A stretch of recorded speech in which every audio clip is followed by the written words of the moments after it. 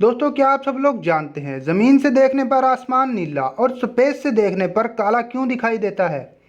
साइंसदान ज़मीन पर मौजूद ओशन से ज़्यादा 18 करोड़ किलोमीटर दूर मौजूद मार्स को क्यों जानते हैं? और स्पेस में मौजूद एस्ट्रोनॉट का कद कैसे बड़ा हो जाता है? अगर नहीं तो आज की इस इंटरेस्टिंग वीडियो में मैं आप सबके साथ शेयर करने वाला हूँ स्पेस के बारे में 10 अमेजिंग फैक्ट्स। अस्सलाम वालेकुम दोस्तों, मेरा नाम है अहमद और आप देख रहे हैं क्रिएटिव दुनिया यूट्यूब चैनल। तो शुरू करते हैं दोस्तों अपना काउंटडाउन। नंबर 1।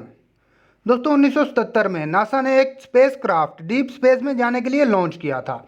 इस स्पेसक्राफ्ट का नाम वॉयेजर 1 है, जो 2012 में इंटरस्टेलर स्पेस में दाखिल हुआ था और इस वक्त ये ज़मीन से 20 अरब किलोमीटर के फासले पर मौजूद है और मुसलसल नासा को इस यूनिवर्स की तस्वीरें भेज रहा है।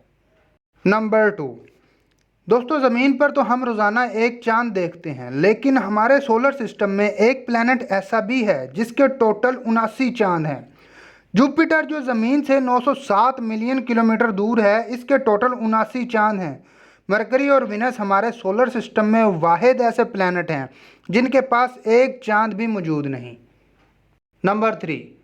साइंस के मुताबिक ज़मीन पर इंसान आज से 50 लाख साल पहले आया था, लेकिन हमारा सोलर सिस्टम इंसान के आने से भी 450 करोड़ साल पुराना है।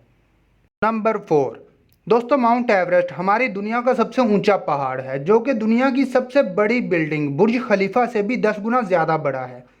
लेकिन हैरान कर देने वाली बात यह है कि माउंट एवरेस्ट से भी 3 गुना ज़्यादा बड़ा एक पहाड़ मार्स पर मौजूद है, जो कि ओलंपस मून्स के नाम से जाना जाता है।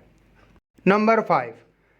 दोस्तों, लाइट की स्पीड 180 करोड़ किलोमीटर फी घंटा है। अगर कोई चीज़ स्पेस में इसी स्पीड से ट्रैवल करती है तो एक साल बाद वो जितना भी फासला तय करेगी, इसको 1 लाइट ईयर बोला जाता है। नंबर 6।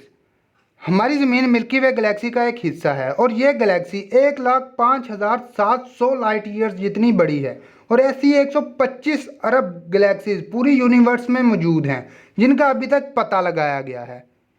नंबर 7। दोस्तों, एक अंदाजे के मुताबिक सूरज का वज़न ज़मीन से 3,30,000 टाइम ज़्यादा है। नंबर 8। दोस्तों, टोटल 11 लोगों ने चांद पर कदम रखा था। नासा के मुताबिक चांद पर इनके जूतों के निशान अभी तक मौजूद हैं और वो कभी नहीं मिटेंगे, क्योंकि चांद पर हवा मौजूद ही नहीं है जो निशानात को मिटा सके। नंबर 9।